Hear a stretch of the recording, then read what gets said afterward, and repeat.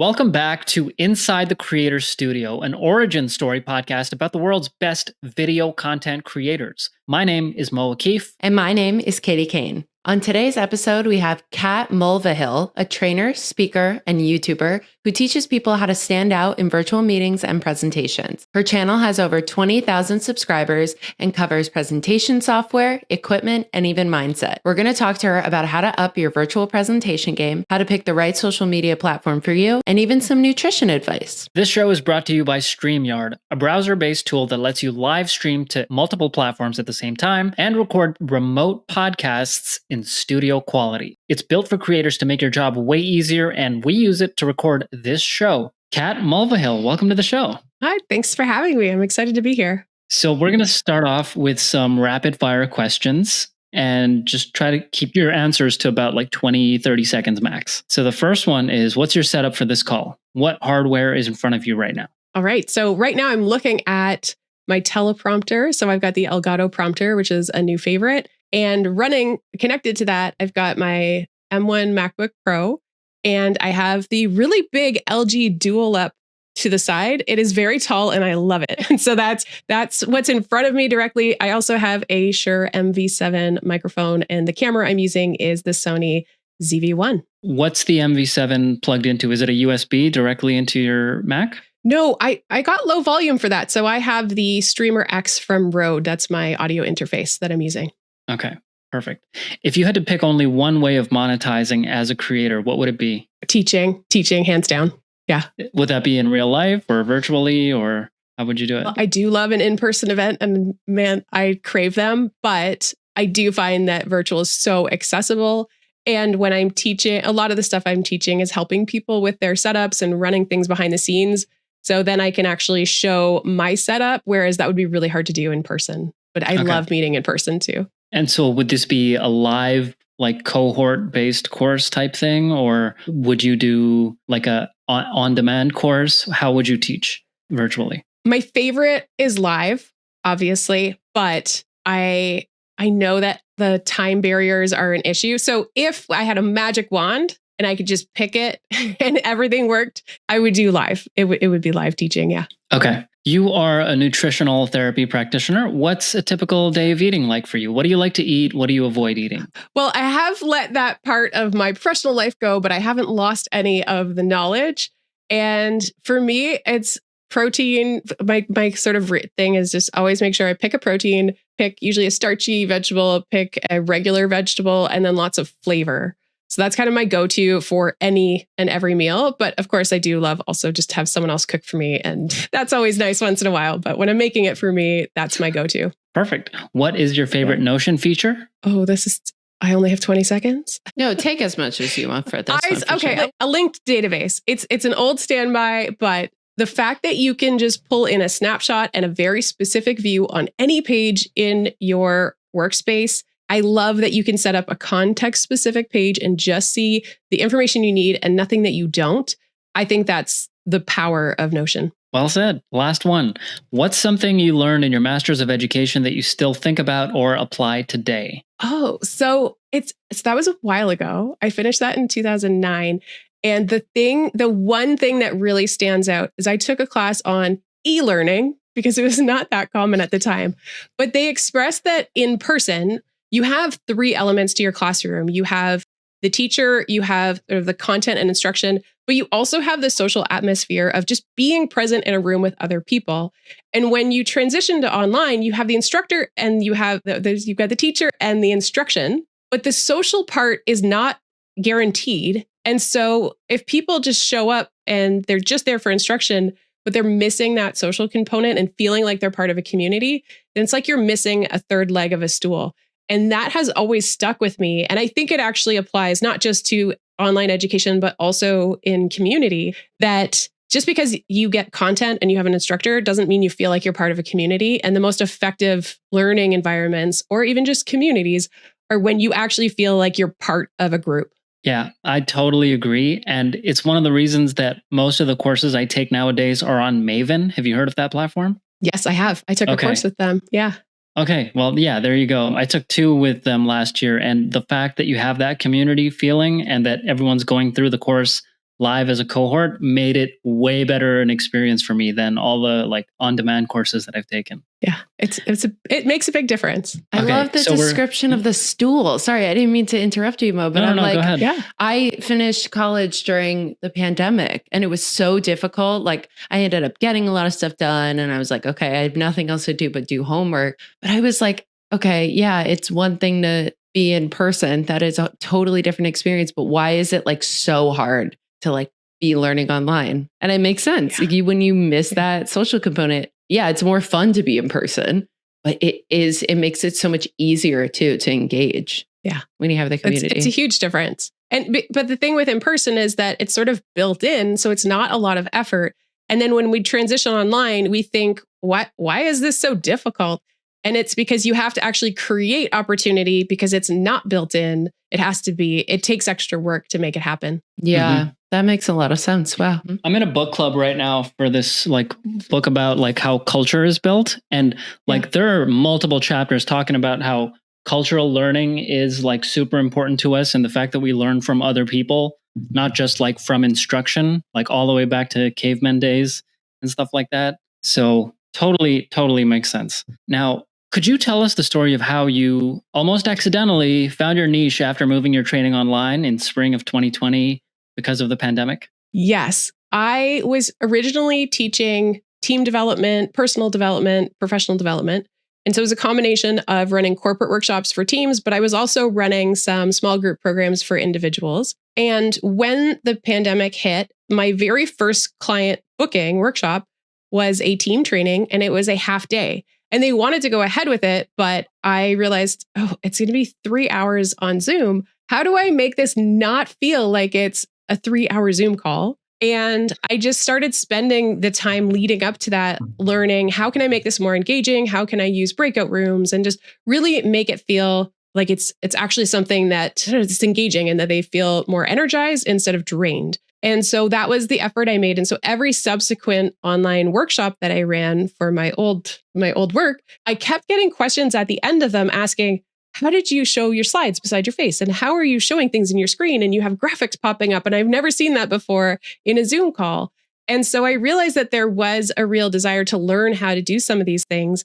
And as I was learning how to do them, I felt like I would have liked to learn a different way. And so in the fall, when more and more people were asking me questions on how to run the meetings and not on the actual content I was teaching, I thought I really do feel like there is an opportunity here. I like teaching people how to do this, and I think there really is a need. It's probably more pressing of a need right now during the pandemic than personal and professional development. I mean, that's still important, but on the scale of most importance, there was more urgency on the how do I present online? And so I changed my entire business in January 2021 by just paying attention to what are people coming to me for and what do I like teaching? And so I made that pivot and it really started to resonate with people a lot more than my previous content. That's so cool. My question kind of builds off of Mo's question. What do you think was your true moment? I know that you said on LinkedIn and you just repeated it here that you were prepping for this half day training and wanted to make it not boring. In your research, what was the first tip, program, maybe product that hooked your attention or piqued your interest that you were like, oh, maybe I can show graphics on screen using this? And then how did that lead to everything else? I actually saw I saw this in action through Amy Porterfield in 2019. So I took a class of hers and she would show up live, and these were usually Facebook Live. So it was a private Facebook group, and she would show up and have slides, and she would seamlessly go between her camera. Then she would show the slides. Then she'd show her beside the slides, and she would just press a button and change to these different scenes. And I had never seen that done before. And when I learned that you could do that, not just through a live stream, but you could also do that in a Zoom meeting using software, I thought this is the way I would like to run a presentation, because it keeps the speaker front and center instead of relegating the speaker off to the top little corner and tiny box while you share your screen. And so it felt more immersive to me. So seeing that in action through Amy, that was a big turning point. And then I learned that Luria Petrucci was the one who had taught her and helped her set up her studio. So I said, okay, I'm going to learn from Luria. And so I did. And that made a huge difference for me. So I owe a lot to seeing Amy and then learning from Luria. Cool. Luria is an affiliate with us, I'm pretty sure. Oh, yeah, cool. That's so cool. She uses StreamYard. No, that's awesome. I was just wondering where the thread was, because I guess it's one thing to be like, oh my God, I want to make this more interesting. I'm going to try. But what was the first thing where you were like, oh, but this is how I can do it. So that's great that I have another question later about mentors, so we can get back to that. But yeah, awesome. Yeah, out of curiosity, how did you end up like this after you decided you wanted to learn from Luria? How'd you do it? I attended I actually don't remember exactly what, it was an online summit. I can't remember who was hosting it. It was in 2020. And I watched Luria's session, and I think I already knew that she taught Amy, but then when I saw her session and she was making it seem really accessible and practical, then I signed up for her program. So it was a monthly membership. So I signed up for that. And then I think one of the best things I ever did, not necessarily for my business. Well, yeah, anyway, I participated in her 30-day live every day in August program. And that was just practicing going live every single day. And it transformed so quickly compared to if I was just, making a video every week. I just accelerated my comfort level presenting on camera in a way that I was not expecting. And I just got so comfortable. And so that was a huge change for me. And I know the power of sort of being really intentional with your practice and having something every single day. It was a big commitment, but it was a really big pivot moment for me. I'm so curious about this. Like what channel or like social media platform did you go stream to? And like, did you already have an audience at the time? I had a teeny tiny audience, and this was still, I hadn't changed yet of my direction. So I was still doing the personal professional development and the team workshops, but so I had just started putting content on YouTube, and it was a lot of it was content. I had started doing some Facebook lives to my Facebook page, and then I repurposed those and put them on YouTube. Was not getting very much traction. And then when I would watch those videos, I always thought, this doesn't really feel like me. It feels like a duller version of me. And this is before I learned that the camera can steal some of your energy and that you do have to compensate when you're talking to a camera.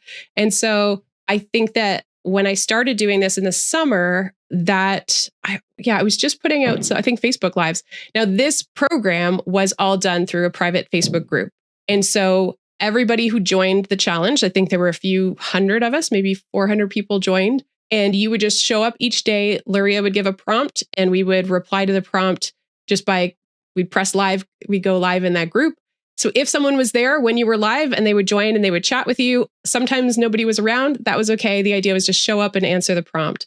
And so it was just a really effective program for putting in the reps, because it makes such a big difference to just put in the reps. Wow, that's like virtual Toastmasters. Yeah, or like a writing prompt. I feel like the only thing I can equate it to is like if you're given a writing prompt in a class or something, and you just have to sit down and do it. And sometimes amazing things come out of it. At least in my experience, I'm more effective with like someone being like, boom, try this. And then yes, I totally agree. If it's just go live every day and talk about something, just blank.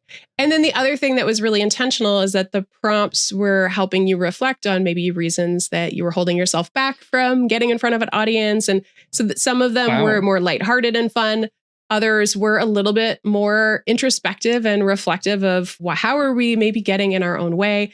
And then you're also being vulnerable, and you learn very quickly the power of sharing more and being vulnerable in front of an audience and how people respond. Because when people were there and watching, they were so supportive and they felt like they knew you. And I have some amazing friendships that still, almost 4 years later, are still people I talk to almost every day because we built those connections. And I think that video builds faster and stronger communities than communities that have no video at all. It's so true. I wanted to follow up on what you said, because I'm fascinated when you said that the camera takes your energy and there's ways to compensate it. What are the ways that you compensate, or that you've learned to compensate? The way I don't know if anyone is a Spinal Tap fan, but the idea is kind of you just turn the dial up to 11. And it's like taking how you would normally present, and hopefully you are discussing something that you actually find interesting, and you just dial it up. So when you turn up the excitement, you sort of exaggerate a little bit. Naturally, what will happen is your voice will follow. You'll have a little bit more variation in your voice. You'll have a little bit more I think, auditory interest, because you're not just flat and dull, et cetera. And I'm not saying that people are flat and dull when they record. They actually are interested, but the camera is sort of just shaving that off. And I remember distinctly the first time I was recording videos for my website, I recorded, I think, 2 or 3 1-minute clips discussing the services I was offering. And I remember watching them back and actually being confused because I genuinely didn't feel that way when I was presenting. So why does it come across this way? And then it was later in 2020 that I learned that the camera can sort of just dull it a little bit. So you can compensate by just dialing it up a little. And I know that makes people cringe when I tell people to exaggerate a little bit and sort of dial up their energy, but you can watch it back and have video proof that it's not as cringy as you think it will be. And then you also, though, have to be intentional when you're on camera, because sometimes you can start with a little bit more energy. And then I have YouTube videos where I can just see that as the video goes on, I'm just starting to lose a little bit of that extra energy. Yeah, no, I've experienced that. I make YouTube videos for the company, and it's like I always get the note from Christian, my partner, who helps me film. He's like, you need to exaggerate. And I'm like, I feel silly. And then I watch it back and I'm like, oh, I get it. It's for whatever reason, the energy, if you bring it more, it almost it levels it out with the camera. The camera takes what it wants. The camera is such a jerk, right? Apparently the camera adds 10 pounds and it also makes you boring. So what? I know, it makes you tired, boring, and makes you gain 10 pounds. It's crazy. It's crazy. I feel like it makes me even paler than I already am. I'm like, great, awesome. Didn't need more of that, but Katie, as an actor, have you felt this? Like if you ever watch back like a short film you did or something? Yeah. I mean, I think it's so funny because in theater, they tell you to be bigger because there's an audience. And in film, it's like you have to bring it back because the camera can capture more than you think. But it's so funny when talking about this because I think the opposite of that is also true. Like you think the camera's getting everything, but then you watch something and you're like, wow, that was really, really boring. So you have to kind of find the happy medium, which is really difficult. It's harder than people think. Yeah. And I mean, tutorials is one thing, but then, I mean, any camera work, it has a certain level of like energy you have to find. And I would also add with the stage concept is that this is just a working theory. I have no idea if there's any validity to it. But what you said, when I was presenting or public speaking in front of live audiences, I remember specifically being taught that you want to adjust for the size of the room. So if you're in front of 10 people, you're not going to scream at 10 people. But if you're in front of 100 or 500 people, not only do your gestures get bigger, so you actually make bigger gestures in front of a bigger room, but your voice and your presentation gets bigger to adjust to that level. And I thought when we're by ourselves in a room with just a camera, it's like we're talking to one person.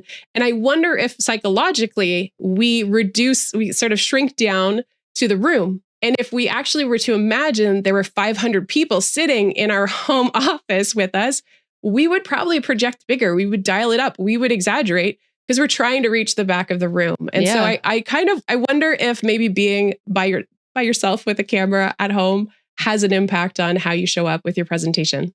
Oh, I bet. I think that's a great way to think about it.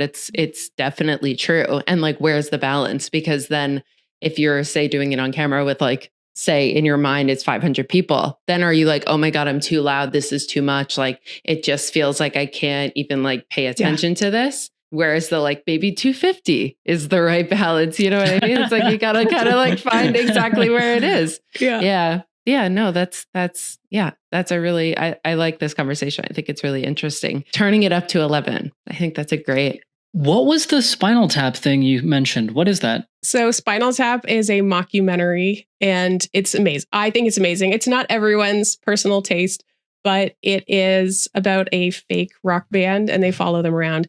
And there's a famous scene where they say that this goes up to 11. Mm-hmm. And it's just a comical scene. It's a well-known scene in that movie. So for fans of Spinal Tap, they all know what that means. Yeah. Oh, okay. Got it. Yeah. So what are the fundamentals of great virtual presentations and maybe some common mistakes? Well, the ones that I like to focus on, because anyone can do them regardless of your tech, even if you're talking on your phone, if you're on FaceTime, you can still use these. But I would say that I call it the 3 E's. Your eye contact, I think purposely looking at the camera is going to make a difference. I mean, all of us are so used to being online and everyone's looking at the people on the call, but they're actually, their eyes are cast down and they're looking at the screen and they're not actually looking at the camera. So I think eye contact is a really big one.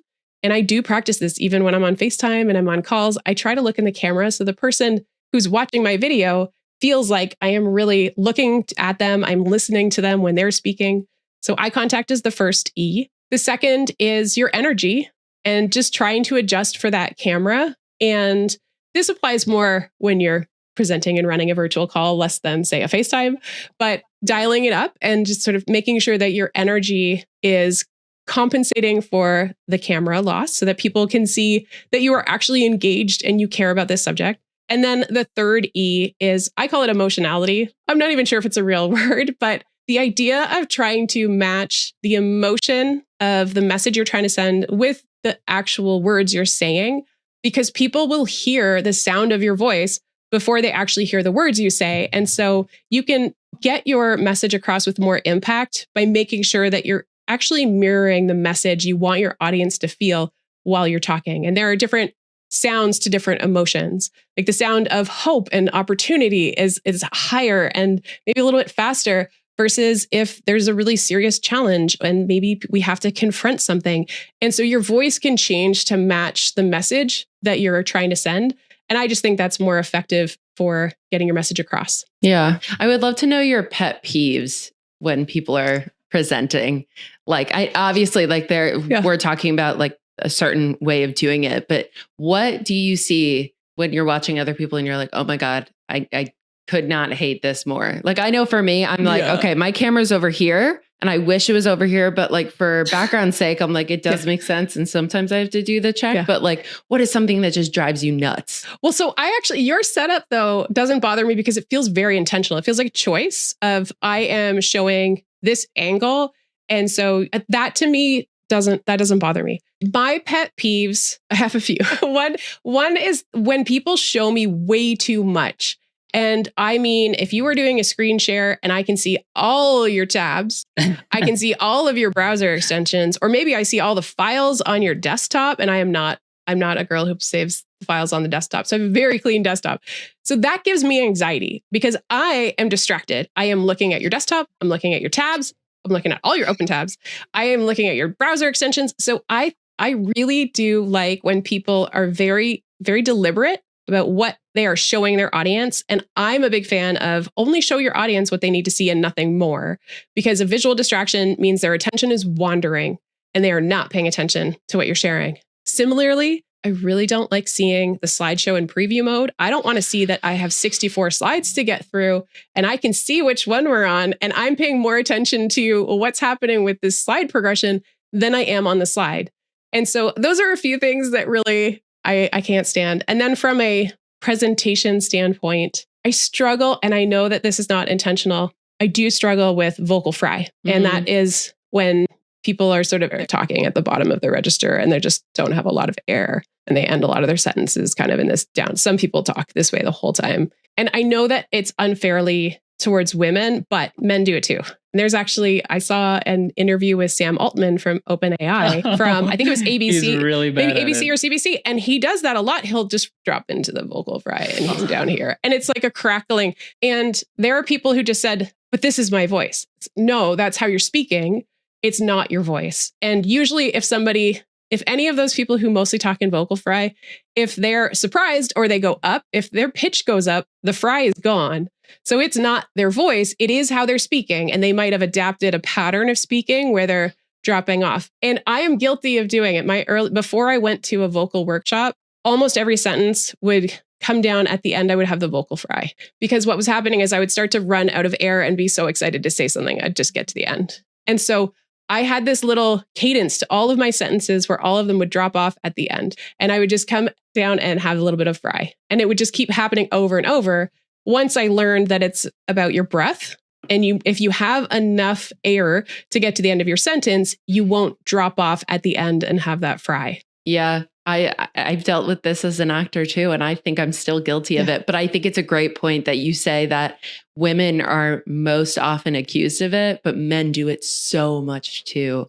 And it is so unfair to just pin it on women. Yeah. Yeah. No, it's so true. And I apologize to anyone who didn't know about it and now you know about it, because I've ruined a few people and they have come back and told me, I really wish I didn't know because I didn't notice this. And now when I listen to podcasts, if a guest has fry, it can grate on them. But I do have a theory that there are some ears that just don't pick it up. And then there are other ears that are really sensitive to it. I think I'm quite sensitive to it. It sounds like, Katie, maybe you're sensitive to it. But there are some people, I don't even know what you're talking about. This just is not a thing. And so they just don't pick it up. And to them, you are lucky.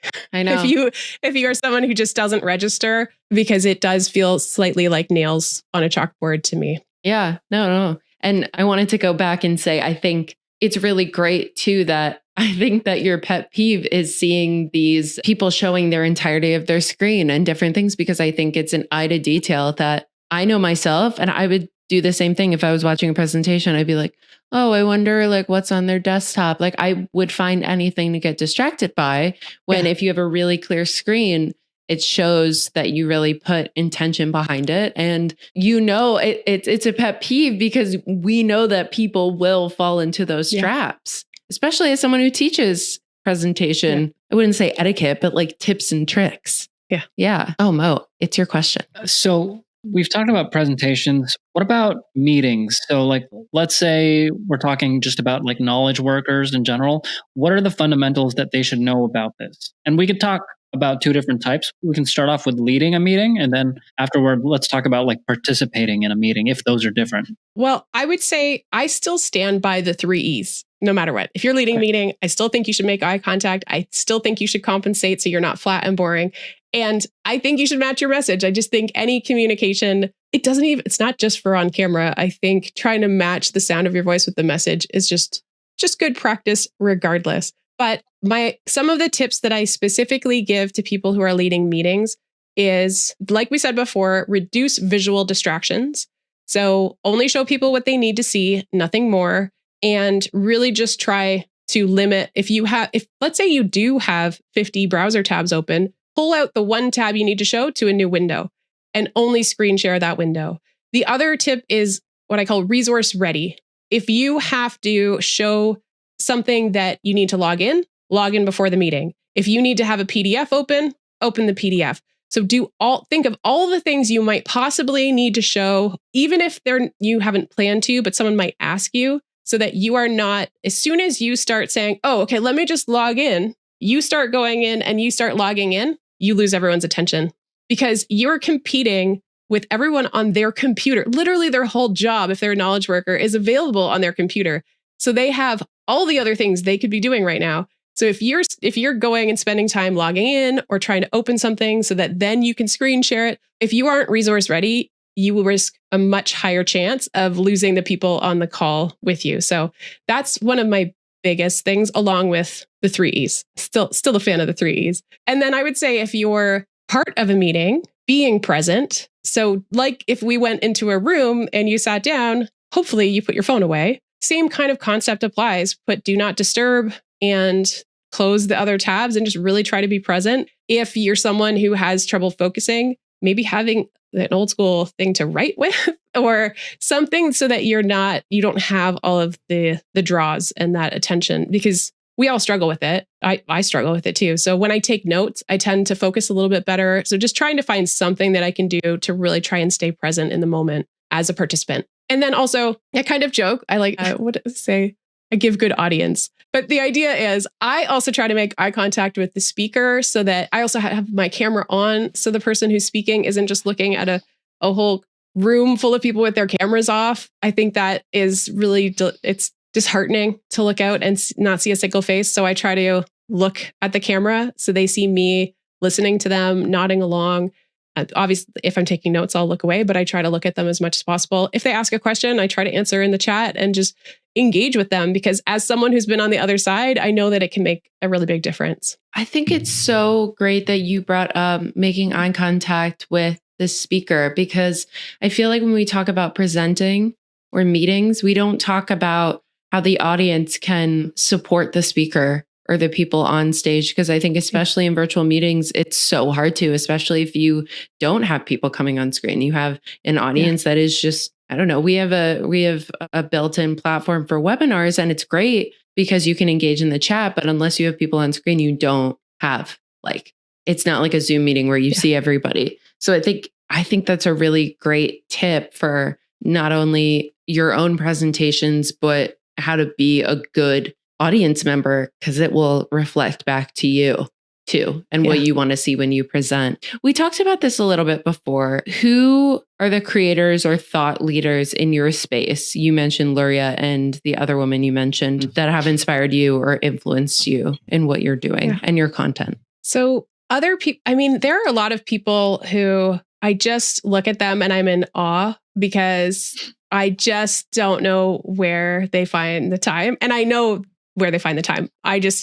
All of us operate differently. All of us, our brains work differently. So there are people that I am in awe of. Some examples, I would say, in the more sort of presentation, tech, et cetera space. And in addition to Amy and Luria, Diana Gladney is someone who is such an amazing teacher, teaches people on YouTube about, video creation and content and cameras. And I am fortunate to know Diana and have hung out with her in person. It's just incredible. But also, what a speaker. When I went to Social Media Marketing World last year and I got to watch Diana on stage, and I just seeing her in her element, teaching the stuff that she loves. And she's fairly introverted as a person, but I was in complete awe of her and what she does. So I love her. We're definitely going to have her on the show.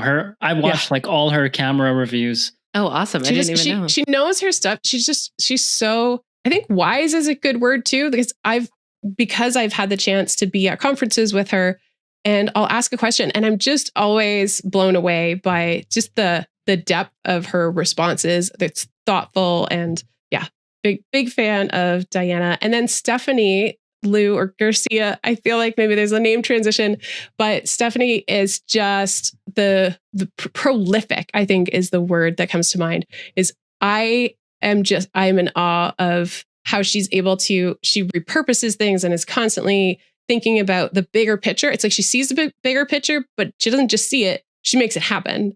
And so to watch a creator like that as well is just, and I think another person, I know I'm naming a lot of women, and that's on purpose because I also have posted on LinkedIn recently that I don't think women creators get enough of a shout out. But I also do want to say in my space that Tom Buck has been someone I'm really fortunate to have gotten to know personally. And also we did a live stream. I know we were talking about this, Mo, before, is the genuine nature, the kindness, and I think someone who teaches from a place of caring about the person who's learning, and that just shines through. And to me, that's really special. And we just don't always see that with creators. And so I think those are a few of the names that come to mind. And I feel bad as I know there's so many other people I admire, but those are a few I want to highlight. Awesome. What would your advice be for how creators should select the right platform for them? And to answer this, I'd love if you drew on your experience with Instagram and told us the story of why you stopped posting there. I think there needs to be an alignment with the platform, or at least I would recommend that there is an alignment, meaning when you're on the space, it doesn't deplete you and you actually maybe enjoy spending time there. So I really enjoy YouTube. I love YouTube. I spend a lot of time, if I have free time in the evening or if I'm eating lunch or whatever, I put on YouTube. So it's a place I like to spend time, both from watching videos about professional stuff, but also just personal hobbies. And I just love spending time there. So for me, YouTube was a really good fit. Also, I love presenting and speaking. So that was another thing that was a good fit. With Instagram, it is where I initially started because when I started my own business back in 2018, I felt like that's where I had to be. That's where everyone was for growing their business. You had to grow an audience in order to be a successful creator. And I was not getting any traction. I think I still have a pretty low number. But I realized that when I was spending time on there, both as a consumer and a creator, it felt depleting to me.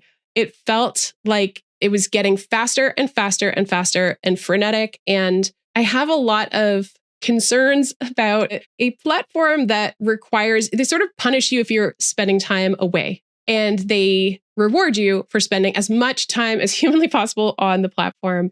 And from an ethical standpoint, I know that most of us don't want to wake up in the morning and say, I'm going to spend hours on social media today. That's not how we want to spend our time. And so I think these platforms are actually pulling us out of alignment of the life we truly want to lead.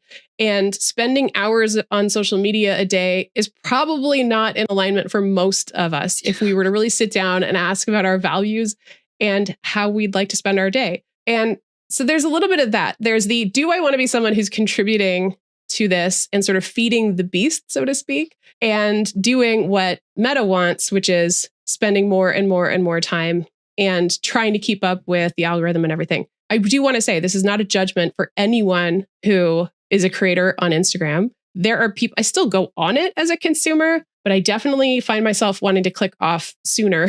Then for me, it's because the pace was so quick. The demands feel very quick. I think right now, if you want to be a creator, you have to be making content every single day, sometimes multiple times a day, reels and stories and whatnot. And that short form content, it needs to be it needs to be catchy and hook people and be viral. And that to me is just so much pressure. And I'm a tutorial girl. I want to teach you how to use some software maybe, or how to add some gear to your studio. The pace just was too much. And then I did find an unexpected spot in LinkedIn where I actually have a positive experience on LinkedIn. It kind of reminds me of the early days of Facebook when we were all kind of on there and just sharing before it got really political and filled with ads. I don't know.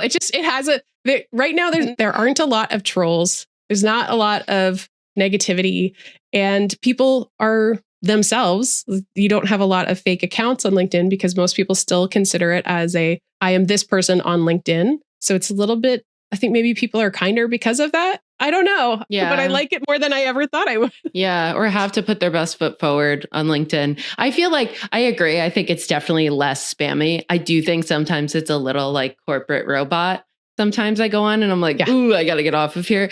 But I do think I totally agree with you on Instagram. I think Instagram is the one platform I'm constantly on, and I always have a hard time kicking it. And you're so right. I think the experience on Instagram, TikTok is kind of similar, but in its own way, is very insular and is very much like, pay attention to me now. And if you're not paying attention, you're missing things. It's so crazy. So I think it's really great that you identified that for yourself as a creator, because if you're not excited about making content on a platform and it doesn't feel sustainable to you, then that's such a surefire way to crash and burn. And I think for tutorials, I mean, you probably get so much more out of having a longer form option than Instagram offers you, you know?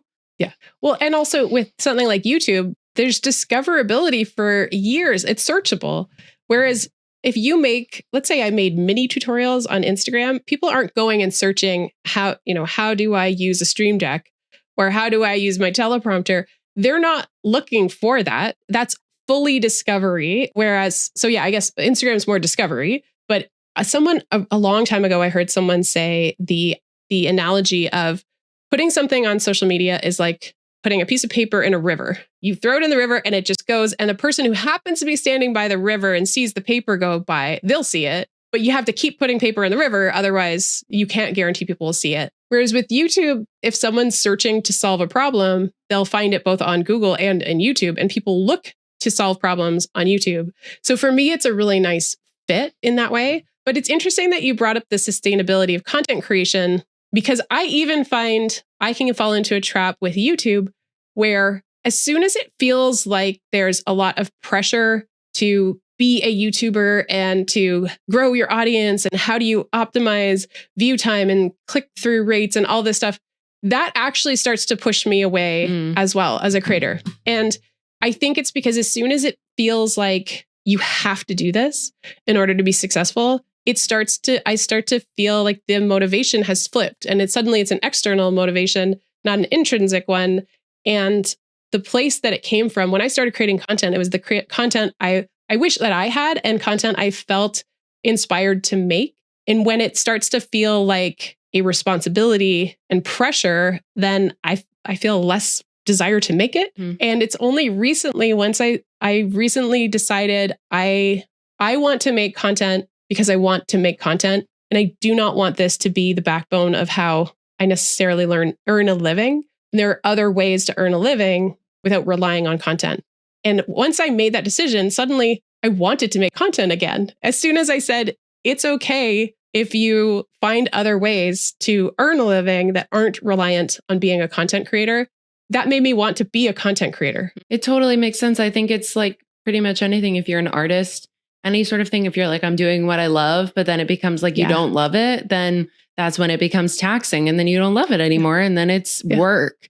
And I think it's really interesting that you bring up too, like, because I think people see the content creation space, which it totally is, as a really lucrative place to make money right now and to be seen and to have other opportunities. And I think that if you're sitting there like, oh, I don't want to just rely on it, because so many people are saying like, yeah, you should rely on it because it's so lucrative right now. You see how much money influencers are making on TikTok and Instagram and YouTube too. But if you take a step back and you're like, well, I'm not really enjoying this, and then you actually reinvest in why you wanted to make content in the first place. Yeah. That to me, like, I think there is a pressure of being like, well, you should be making content. You should be doing this. It is the perfect time to become in the space, become a thought leader in the space. But yeah, if you're losing that interest and you don't want to make the content, it's great to find other ways to make money. Yeah. And I think this happens in all sorts of industries when you have something you're passionate about and you decide to turn it into a business. And I think an example that gets thrown around is a baker,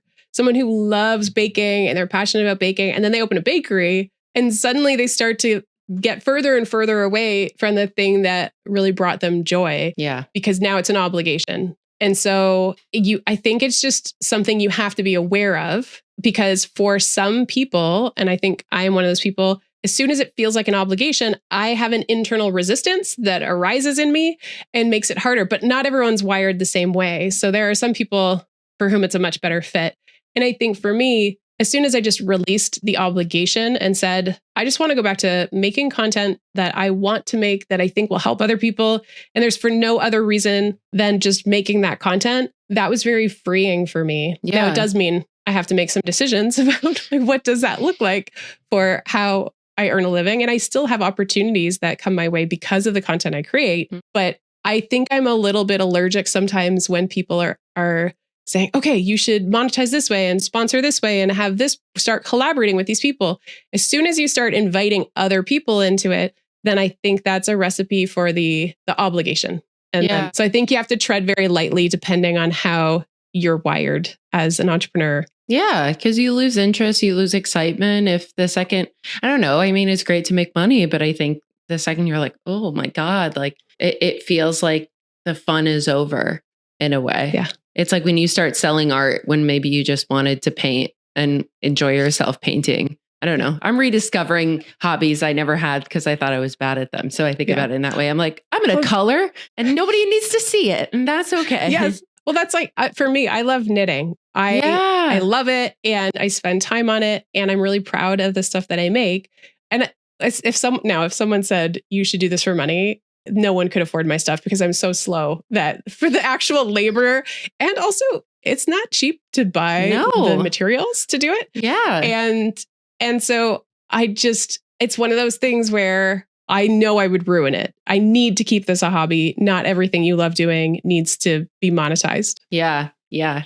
Yeah, exactly. Because then you lose the fun of it. Sort of on the topic of income and money. As a creator, because you're talking about you don't want to just rely on content creation, what is the breakdown percentage wise of how you make income? Is it something where you really rely on ads or affiliate links or partnerships? What does that look like for you? So I would say for me, based on sort of my volume and also I'm not the most consistent creator. And that's part of that back and forth between, is this an obligation or do I actually want to do this? And when I look at my numbers, affiliate and ads, like YouTube AdSense, those make up a pretty small amount of my income.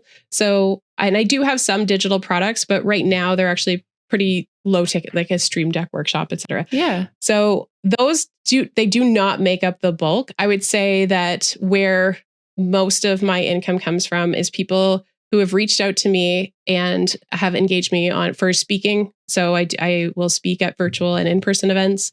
I have collaborated occasionally on teaching or running a workshop. So I have a couple this spring that I'm doing with companies where I actually have an existing relationship and I'm doing instruction. which is something that I love teaching. I mentioned that throughout. I love teaching. Yeah. So that's an example of an opportunity, which that to me is more appealing versus making, say, sponsored content or trying to like really promote affiliates. And so most of mine, I would say, is more from both service. I also do consulting as well. Got so it. people who find me and say, I would like some individual help. And so, yeah, that's usually where I would say the bulk of mine comes from is consulting, speaking, some corporate workshops, and then also those collaborations. That's the last one. Yeah, that makes sense in line with your values and everything we've talked about. And I think that's great, especially if you're really finding it hard to create content if it feels like a chore. That makes a lot of sense to me. Yeah. You also mentioned before we started recording that you were sort of rethinking your life as a content creator. Could you tell us more about that? Well, I mean, it is partly what I've already shared around the idea that I don't want content to be something that I need to rely on to earn a living. And that I actually am tapping a little bit more into, I think I do have an inherent entrepreneurial spirit around the idea of wanting to maybe build something over a longer term. And now in my mind, that's probably something that teaches or maybe training, like a training program. If I could develop something and iterate and vet and kind of have something I can sink my teeth into over maybe multiple years versus, okay, I'm a content creator. In order to monetize, maybe I need to put out a course and then I need to promote a membership. And I need, so, there's a playbook that's very typical for creators. That to me feels a little bit more of a, okay, you're going to be churning out content and churning out products and memberships, et cetera. Whereas I think this idea of how can I maybe build something that has some inherent value, that maybe I collaborate with other people, build something together that really serves an audience, and almost put on more of a small business owner hat versus the content creator hat, and treat the content creation as something that I do because I love doing it and not that it's the main thing that I want to do. So it's almost like I want to go back to pre-internet business of building a business as a small business owner and who happens to like making content versus a content creator who earns a living as a traditional content creator. Although, I mean, that's still young, but that's I've been spending a lot of time thinking of that. And I did mention to you before we hit record that part of that did come from some reflection after seeing videos about YouTubers retiring, and a lot of content creators and YouTubers who are still making content. They're not retiring, but they're reflecting on what this means. And after watching that, when I started to envision myself in a year, 2 years, 5 years, 10 years, I felt a resistance to this idea of you just have to keep monetizing yourself as a content creator. That didn't feel like it was aligned with what I know to be true about me. Yeah. This vision as a small business, is it basically you're like selling more services rather than just like relying on the traditional creator revenue? And I'm curious, are there any examples of people that you think have done this well that you're sort of looking to for inspiration? It's still early. Okay. I do imagine though, if I were to build a training product or program, it would probably be a combination of sort of service-based, like let's test this out, see, maybe work with someone, run a training program, get some feedback. Is it actually delivering the results?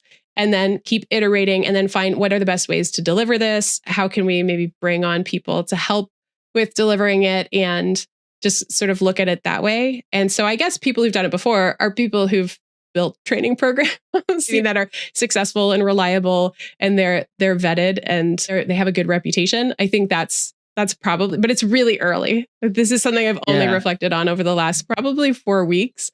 So it's kind of hot off the presses. Who knows where I'll be in a few months. But, yeah, I know. Yeah. By the time we publish this, even, which might be in 2 or 3 months, I'm so curious to see where you're, like what direction you'll be headed in. Yeah. Yeah, for sure. Did you want to ask about YouTube? Yeah, I do. You publish videos pretty regularly, but you stopped live streaming about a year ago. How did you decide that was the right decision for you? So there were a couple of things happening around that time. One was that people were starting to emerge after everything was shut down. So when everything was shut down, it was really easy to have a regular time and place you go live because I was always home. And I could also depend on other people are going to be at home. And so maybe they'll join me for the live stream. But I did actually start in 2022. I took on an opportunity to help develop some training programs for Notion. And so that did take more of my time because I made that decision to sort of shift my priorities. And that is when I started to slow down the amount of content creation. And I was just finding it harder to have a predictable time that I could always be available to go live. So that was an intentional decision there. And then when I felt more freedom with the recorded content for YouTube, and also it was able to make more concise tutorials because I was not known for brevity with my live streams. But the drawback is that I'm more accountable to making content when I go live, honestly, because I knew there was a time and place that I said I was going to have content. And now I find it is easier to maybe delay, put off, not make the regular content. So I'm not necessarily as consistent as I would like. And I mean, it's a challenge. It's a challenge for me, but I also know that schedule-wise, going live every week is maybe not feasible for me at this stage of my life as well. And back when you did both, how did you decide what should be a video and what should be a live stream in terms of content? I would say 2021 and the first bit of 2022 was all live. I have very, very limited recorded content because I was able to show up live every week. And so I just did that. That was my weekly YouTube content was live. And then it was once I stopped going live that I switched to recorded, and then was almost all recorded except for the occasional live stream. And so it really was kind of, there was a live period and then there was a recorded period. Yeah. Okay, that makes sense. And did you go back and look at certain topics you covered during your live streaming era and then come back and decide, oh, I should make a recorded video about this? I have done that. I think not. Okay, so I'm actually starting to do that now. I made a video about a month ago that was intentionally created because I look back at the live stream and it was not coherent, not my best video. It had been seen by a lot of people. And I remember, I think even saying during the live stream, I'm not sure this is making any sense. This is not, I could just tell. I was so flustered. It was not a good video. I left it up and I had a recent commenter who I think that was the first video of mine they were ever seeing. And they said, just because, you're personable doesn't mean you can teach. And that stung so deeply because I value myself as a teacher. Yeah. I'm like, we're coming out, Katie. But usually someone like that, I would take with a grain of salt and just say, you clearly don't know me. But because I had hangups about that video, I knew that video was not representative of what I'm able to do. So I've always had that one in the back of my mind. And I recreated that video with how would I make this today? I added more visuals. I really tried to explain it in a way that I felt good about explaining it. And I honestly thought this is not going to be an important video. It's not probably going to be watched by very many people, but I will feel better having this version out there.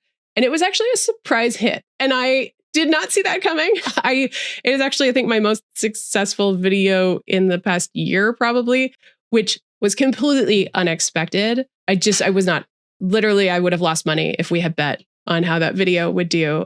For me, it was redemption. That's so cool. We often ask about like negative, memorable comments that creators have received. And, we didn't end up asking for you, but I'm so glad that you had one ready and you brought it up. That's so cool. And then you, not only did you remember it, but then like you actually sort of took it in a humble way and you used it to inspire your video. And then that video did like hit really well. That's such a good story. Yeah. Yeah. I mean, I do not recommend that you leave comments like that on, because my reply to that is, genuinely, what are you trying to do there with that comment? Are you just trying to say I'm a terrible just go to another video? Yeah. But because I was already self-conscious, and I do think we remember the ones that hit on something we're already sensitive to. Because if someone makes a comment that we don't agree with at all, usually that can roll off of us. But when somebody happens to say something and we are a little bit sensitive to it, and in that case, I was not proud of that video. Of all the videos, I could have told you right off the bat, that's the one I'm least proud of. And so making this felt good for me. And I wasn't doing it for the commenter. I was doing it for me. But No, I was going to say two things. I think you're totally right. It's definitely stuff we're more sensitive about that we take to heart. But also if we had 100 comments that were really great, we probably wouldn't remember them. That happens with me all the time. 100%. I'm very perfectionist in that way. But I think also it totally makes sense to me that video worked the way it did because of how you talked about coming into this space in the first place? When you were like, oh, I knew I had this training. How do I make it interesting? You were like immediately thinking, what are the solutions here? What can I change? It's almost like editing a piece of writing. Like you go in knowing like, okay, how can I fix this with like an actionable mindset? So it makes sense to me that you came in with like, okay, I know what I'm going to do. I'm going to make it more visually interesting. I'm going to maybe like make this point more concise. You obviously had the fire from this commenter, but you come in with a plan. And I think, I don't know, it seems like that's something you're really, really good at. And that's really inspiring as well. Well, so thank you. That's very nice of you to say. I would say in that case, it worked out, but there are other situations where I have all this content in my head that I imagine making, but I have set the bar so high that I haven't done anything. An example is that I actually have, full disclosure, but probably 6-7 months ago, maybe more, I grabbed another handle for a channel to help with tutorials that are specific to Notion, just to kind of keep the algorithm separate, not confuse the audience. And I started to create all these assets. I created a template of, okay, how am I going to create all these videos? And I think I was starting with such a high bar of what I know it could be that I've made zero content. And now there are truly limitations on the amount of time you have in a schedule. And so that is also something to consider. But I made the feat so big in my head that I realized what I really should do is just probably go live a few times on the channel just to get started and get over it. You know, I know that can be effective for me, but I can be my own worst enemy when I know what I'm capable of. And then I do nothing because I'm being too precious about it and just not making anything instead. Yeah. I'm really guilty of that. So I understand. I always had a teacher that said, in terms of like auditioning for plays, she's like, if you don't audition, you're not going to get the part. If you do audition, you might get the part. And I have to go back to that sometimes, like obviously way out of high school, but I'm like, okay, if I don't audition, I don't get the part. If I don't try it, then I'll never know, but it's so easy. Although I will say that there's a personal example that's very similar to that. My dad once said, I don't understand this idea of, and it was for dating. He said, if you are interested in someone, ask them out. Because right now, not asking, you're not going to go out with them. If you ask, the worst that could happen is you don't go out with them. And I said, no, they're different. Because when you don't do it, there's still the opportunity and you didn't fail. You're failing because you haven't taken action. If you take action and then you fail, it's because you failed. And those are two different things. Technically, they're both failures, but one is a public failure and the other is a private failure. Yeah. And those feel different and they have an effect on your identity. Because right now, if you don't take action, that future identity is still a possibility. As soon as you take action, if you get shut down, you feel like that's a comment on yourself and now you feel rejected. And now the identity is not the one you wanted. So I do think that with the audition example, it makes all the sense in the world to me why someone, even if they still might not get the part and the outcome is the same, you didn't get the part because you didn't apply or you did apply, there are two different situations. And I understand why people are reluctant to actually go and audition. Yeah. You're reading me for filth right now because I am that person. And I'm like, well, I could just like dream about this and like it could exist in my mind as something that hasn't happened yet, or I can try and fail miserably. And then it really doesn't happen. That's so true. I totally agree. It makes me think of why people might self-sabotage, right? Is if they have an excuse ready, then, they can't really say that, oh, I tried and it was me that failed. Yeah. Yeah. It could be the universe. 100%. I don't know what I was listening to. Maybe it was, I don't know. I was listening to something and it was like, oh, the universe, you can blame the universe then and you can't blame yourself. I don't know. Maybe it was one of your videos. I don't know. I was like, this is very recent. Crazy. Well, one of the things I used to teach before I changed my subject was a concept called immunity to change. And the idea is that a lot of us, we stop ourselves from doing the things we genuinely want to do. If we truly want to be different, we want to change, and we don't. Think about the example of the person who wants to exercise regularly or eat healthier. Often we don't do that because there is spoiler alert, it's fear, but it's all tied to identity of who we want to be seen as or who we don't want to. We have this either dreaded image we want to avoid, or we have this perfect image we want to preserve. And if we take a risk and it doesn't work out, then all of a sudden we risk this identity that we do not want to be in view of the world. And often those are based on assumptions that we have, and a lot of the assumptions aren't valid. Like, we're not actually going to be seen that way, or, but we believe it. And the fact that we hold on to this belief that this bad thing is going to happen if we actually change, that we will self-sabotage, like you said, Mo. And if you don't try, then it's like, I don't have the time. This isn't working on my life. I don't have enough money, blah, blah, blah. I don't know where I heard this, but I was just thinking about this. This is so crazy. Maybe it's, I don't know.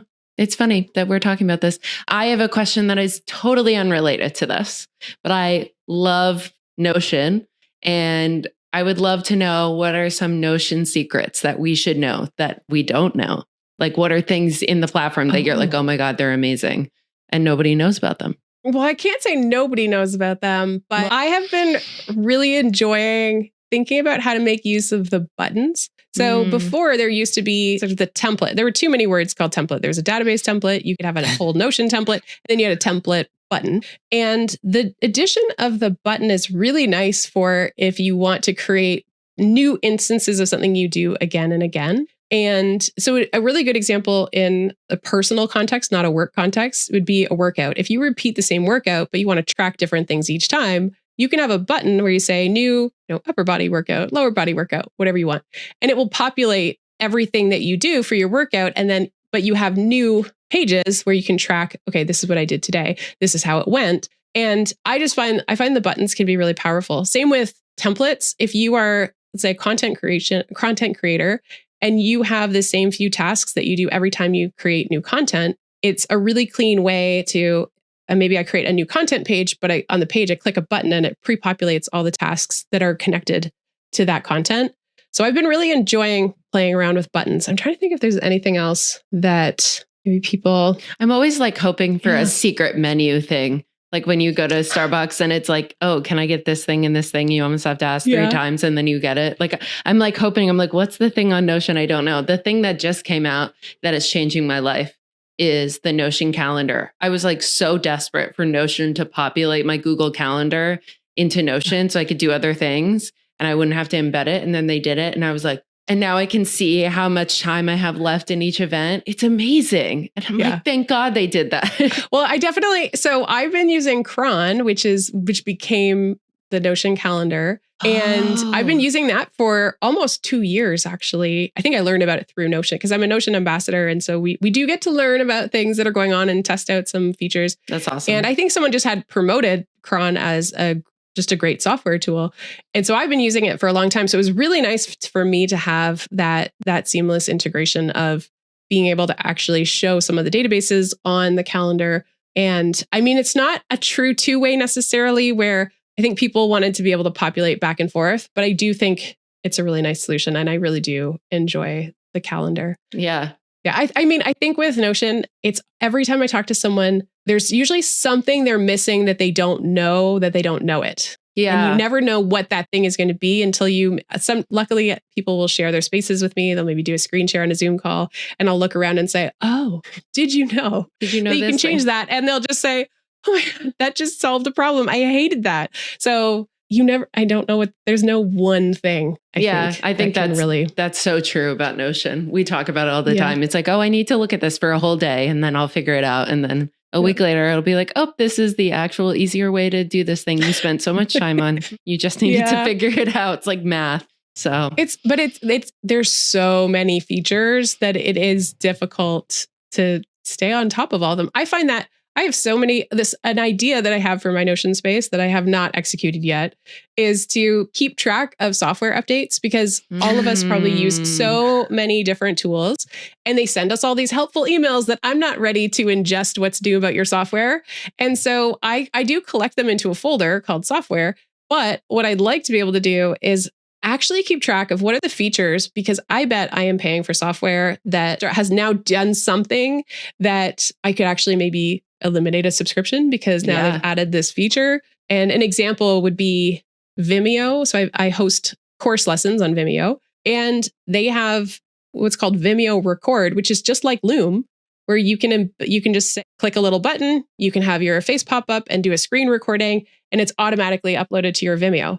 and then you share it. It tells you if someone's watched it. So then I got to say, oh, now I don't need to use Loom. No offense, Loom. Oh, but it's Loom is true. listening. But I had no idea I was already paying for a software that did the same thing that another software I was using had it. So that's always a fun treat for me. I wish it was something that automatically populated too, like it immediately Yes. like told you what it was. But that's a great idea. That's a great idea. Yeah. Yeah. How are we doing on time, Kat? Would you have like 10, 15 more minutes? I do. Woo! If you want to keep talking, I will keep talking to you. My plan after this call is to get on my Peloton, turn it to the Disney option, and start watching Taylor Swift while I bike. As you should. As you should. Is it her Eras tour has been released there? Her Eras tour got released yesterday on Disney Plus. And I was like, you know what? I think it'd be fun to just bike on the Peloton to the Eras tour. I probably won't do all 3.5 hours today, but maybe build up to it. It might be a nice personal challenge. That's a great idea. That's a great idea. There you go. Are you aware that the Elgato prompter page features your comments about the product? I just learned that. I think Tom Buck sent me a message and said, we're both on the testimonial on the prompter page. Did you know that? I had no idea. So I learned that on, I think, Wednesday, that my testimonial's on there. Also, beside Harris Heller. So I feel like a rock star. So that was really cool. And I just learned that. So I was going to ask, how does that type of thing happen? Do they reach out? But like, it sounds like you just learned about it. And I saw it there like 2 months ago. Yeah, that's so funny. You did? Oh, I could have known so much sooner. I had no idea. No. For everybody watching, we're recording on a Friday. So this is very, very recent that she found out. Literally 2 days. It's been 48 hours since I learned that. That's so wild. I think people probably assume that you are told. And Elgato reached out to me, I think it was 2 years ago. They were making a compilation and they had all different creators talking about the Stream Deck. And I had a video about the Stream Deck and they said, hey, we'd like to include your video as part of a clip from it. So I said yes to that. And I think maybe that's because they were using people's actual video clips. Whereas if you make a public statement, which I've made a public statement of my thoughts on the prompter, and so they put it on the page, they don't need to ask for my permission because I said it publicly. And so I had no idea. Okay, that makes pretty sense. Cool. Yeah. Because I saw your video when all the videos were coming out, like back in November or something, like 4 months ago. And then like a little bit after that, because we were trying to convince our manager to get us one. And so I would revisit the page every once in a while. And then I saw the comment a couple of months ago. I was like, whoa, this is cool. Yeah. It's always sold out when we check too. Or it has been back at least. As we're recording, it's back in stock this week, which is pretty exciting. Okay. So, good to know. Yeah. Good and I've got a little 5% off coupon code. I know it's not a ton, but it adds up. 5%. So let me know. 5%. I love that. It is. Yeah. There you go. Sweet. Mo, do you want to ask your last long form question? Last long form question. Where did your love for learning come from? You did, nutrition, Masters of Education. You studied science in college, and then you took other courses in other things. You did the voice thing. Like, these are all very different things. What is it that keeps calling you back to learn more? I want to make a joke about curiosity killed the cat. But the idea is that I have always just followed what I find interesting. I think it's partly how I'm wired, that as soon as I learn about something and I think it's interesting, I go all in. And I just want to learn as much as I can. And so I also did have the benefit of having worked in post-secondary. So I was working at a university and they help pay for your education.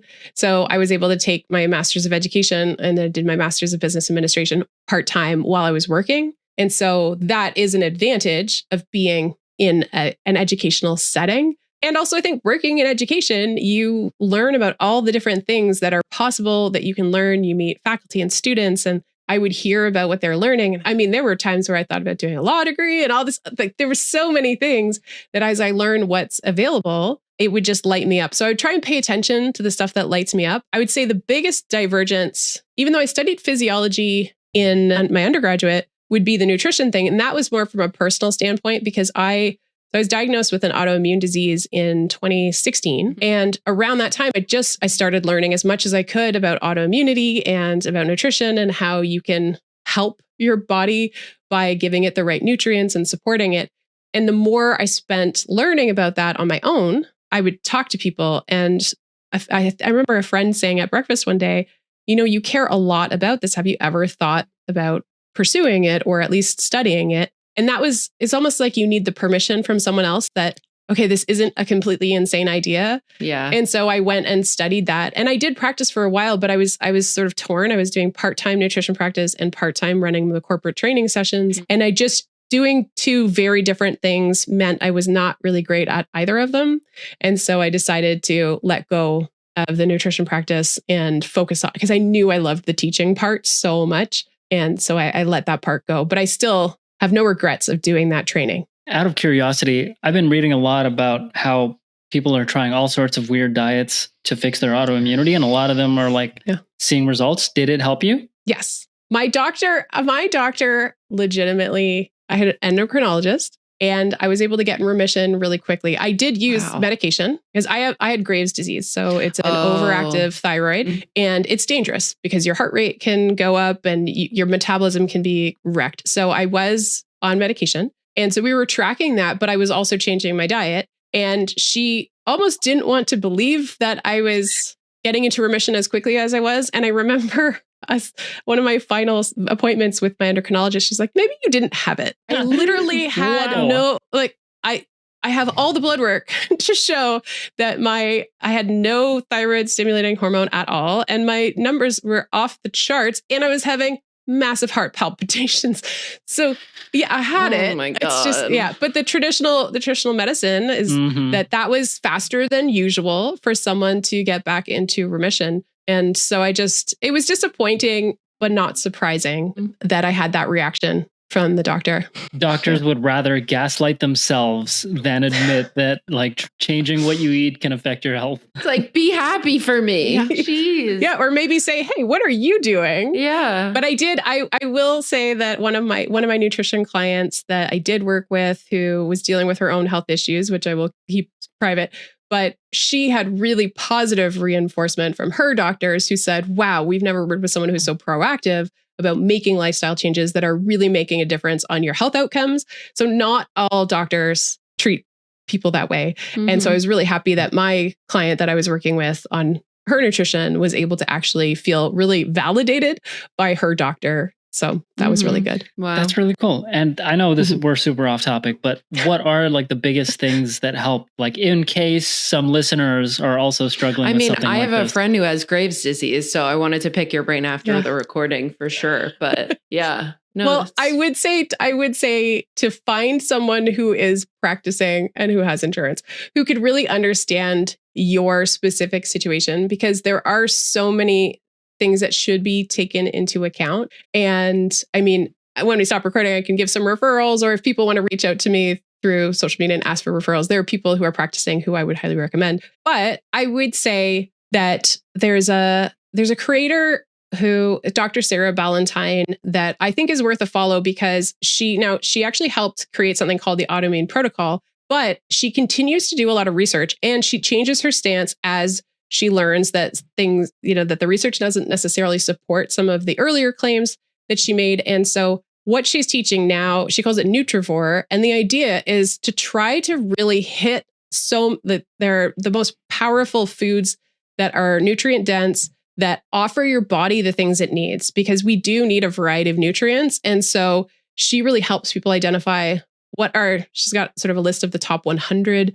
nutrient dense, and they all have scores. So you can kind of see what are the most powerful ones, and then trying to get diversity in your diet. So every week, trying to hit a checklist of, do I have, leafy greens and cruciferous vegetables and different groups of vegetables? And she explains why all of those are sort of powerhouse foods. So I really appreciate the work that she's doing. She's also debunking sort of myths as well, and just really focuses on diverse, nutritious food that supports your body's function, your cellular function. Because if your cells aren't healthy, then you can't be healthy. And you can get a lot of what you need through food. Yeah. No, well that's said. Awesome. That's awesome. Yeah. Okay. We are moving into the end of this really awesome interview. We like to end each episode by asking if you can shine the spotlight on another creator who is someone our audience should watch. I think I'm going to circle back to Diana Gladney. If you are not following Diana, I think she's an excellent follow.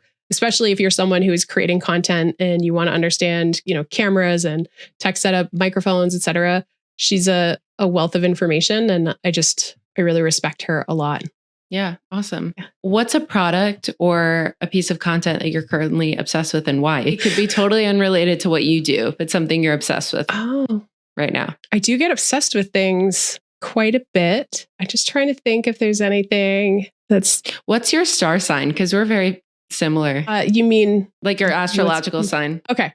I don't know astrology very well. I know the Enneagram really well, but I'm an Aries. My birthday is actually next week as of when we're recording this. Oh my gosh, happy early birthday. Yeah. Well, we're both fire signs, you. so that makes sense. Yeah. So we have a lot of similarities.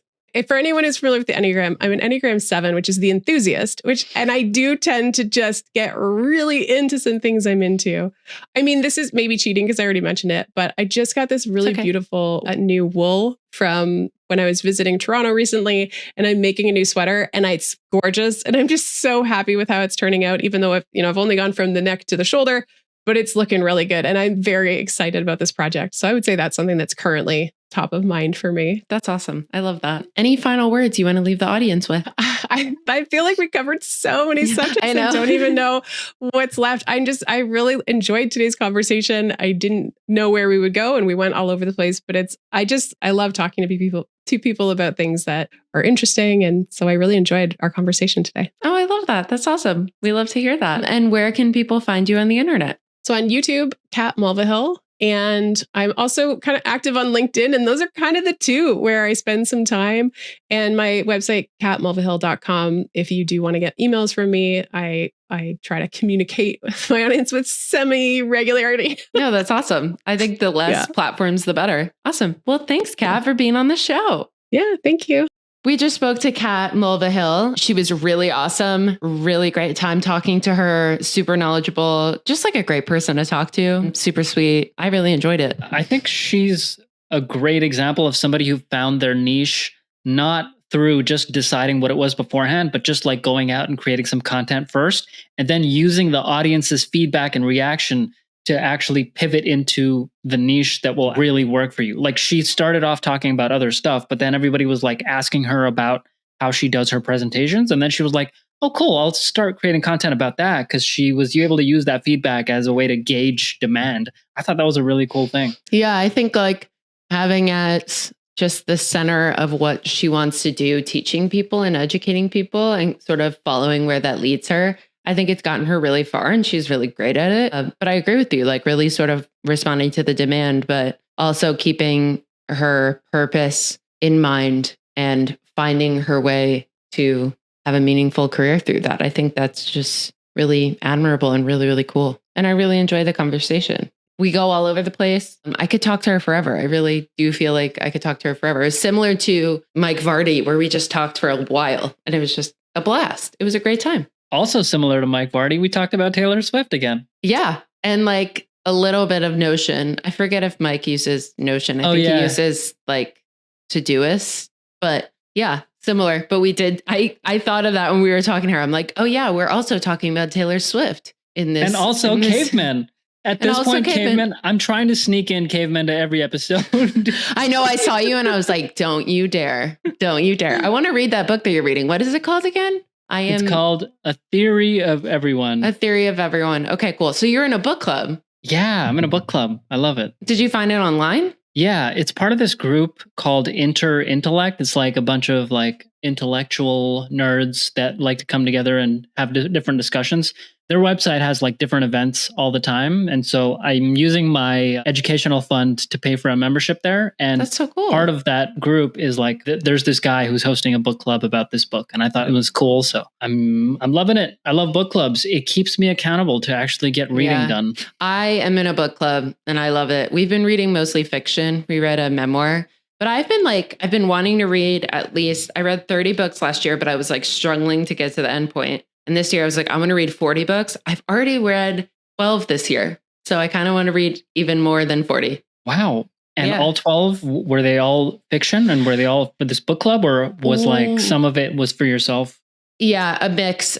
I have this thing. I don't know if they have it in Canada, but they should. It's called Libby, and it's like an online library, and you can connect to, if you have a library card at a nearby library. Advertising for Libby. I wish they would sponsor me, even though I don't make my own content at this point. But Libby is really cool because you can sign up with your library card. I have a library card from my hometown, but I also have one through the Brooklyn library system, and you can search for books that you want to read. And I often read on my Kindle because I just find it really easy to get through books. It motivates me to read more, even though I love buying books as well. I don't know how that works, but the Kindle is something that I'm like, I can bring it anywhere, so I can read at night when I have the lights off. So I love reading on my Kindle, and Libby lets you take out books from the library, and it depends on the library. Like one of my libraries lets me keep the book for 21 days. The other one lets me keep it for 14 days. So in the same way about accountability, I'm like, okay, I have to finish this within 21 days. But I've just become kind of addicted to it. I love reading. I've always loved reading. But I think like as a teenager and a young adult, like life gets in the way, technology gets in the way. And I'm like, reading is one of my favorite things. I want to at some point write a book because I love fiction. I'm a big writer. I love writing. I went to like a really cool poetry event the other day. I used to write poetry in college. And 12 books down. And now I'm reading another book for book club. And That's so exciting. Yeah. So this episode is brought to you by libraries. Please go to your local library today. This episode was recorded with StreamYard. If you want to record a podcast like this, check out the link in the description to get started. Thanks for joining us on Inside the Creator Studio. See you next time.